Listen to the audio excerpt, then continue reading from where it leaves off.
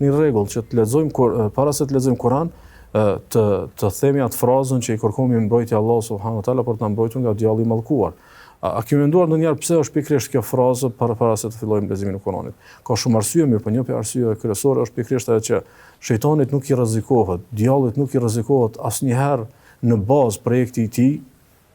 kundër njerëzit, sikurse i rrezikohet kur robi është i përkushtuar ndaj Kuranit. Ndaj, ne e themi këtë frazë që Allahu të na mbroj gjatë leximit të Kuranit, të na mbroj nga djalli në mënyrë që ta bëjmë në plotësi terapinë tonë të shërimit. Sikurse ne po fillojmë një terapi, teksa lexojmë Kur'an, teksa dëgjojmë Kur'an, teksa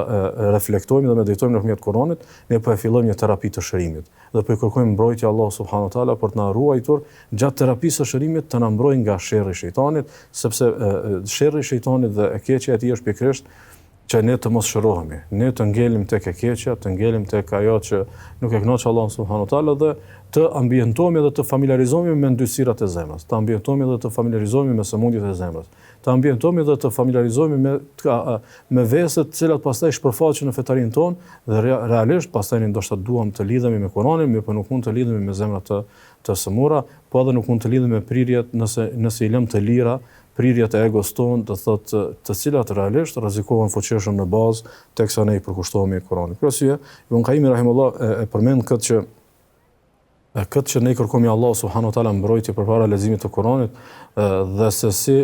kur ne mbrohemi nga kurthat e shejtanit për mundësinë e përfitimit nga Kurani dhe dikimi i Kuranit tek ne është më i fuqishëm,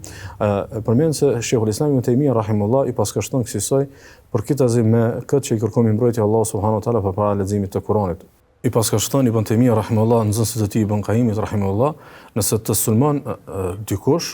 nëse të sulmon një kafsh, një qen, që ruan delet, mos u merr duke luftuar dhe duke larguar atë, por drejtohu te bariu dhe kërkon ndihmën e tij, sepse ai do të largojë atë prej teje. Kjo se përket do thotë kërkimit të mbrojtjes, për arsye se shejtani është një krijesë e cila megjithatë është nën lejen dhe nën udhëheqjen e Allahu subhanahu wa taala dhe nuk mund të bëj asgjë pa lejen e Allahut te bareke taala. Dhe ne kërkojmë mbrojtje Allahu subhanahu wa taala që të mos e lë atë që do thotë të na shkaktojë cytje apo të na shkaktojë vese apo do thotë të e pengojë terapinë tonë të shërimit.